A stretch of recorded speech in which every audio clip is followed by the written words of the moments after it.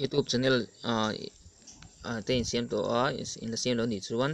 emo siam to ni chuan thing hi pe mo ni YouTube studio ko in download ang Play Store ani chu chuan YouTube video upload du chuan hemi video logo hen kalang ta kan ta upload turin channel te in siam to ni chuan channel tan search nom ta channel in la siam lo ni chuan ta ning kalanga my channel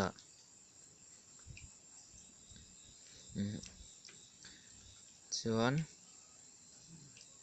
heta hian sign up ti ko sign in turun amang in la sign in lo chuan helai hi keimani YouTube channel share na bi khan ta se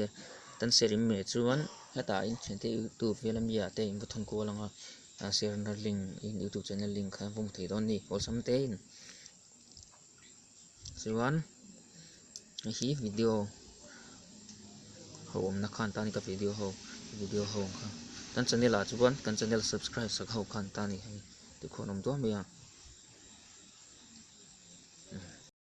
ta ti khan alang kem vek thei lawa khan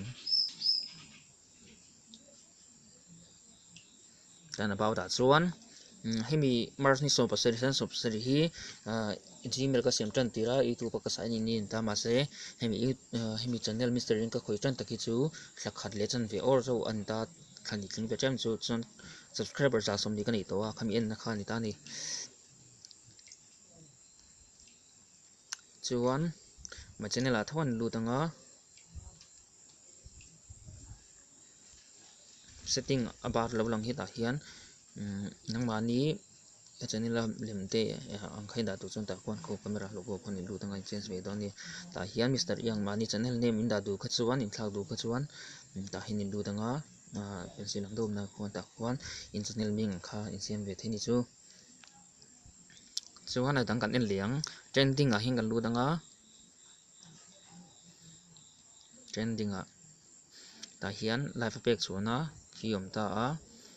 live ti hi trang hian ni lu do ni live page ho kha in thei do ni ti khuan in lu dang live in ve thi do ni live an page chu ho subscription chu kan subscribe ho thilom na khan ta ni thing hi mo share na hi chatna bi gani da a channel big share du kha chom ji kun ta kan lu tanga send invitation a hin in lu dang heta hian kan kontaka invitation a min lo accept linga lo du da min lo invite to te ho kha nam ta ni ta khon lu nga WhatsApp chungin invite invitation khan deal ve don ni chu group ang tena siam thei ta chuan library kan lu lenga library a chuan kan channel mi ho kha om nan ta ni ti khon omanga ti ra chuan my video ilu tanga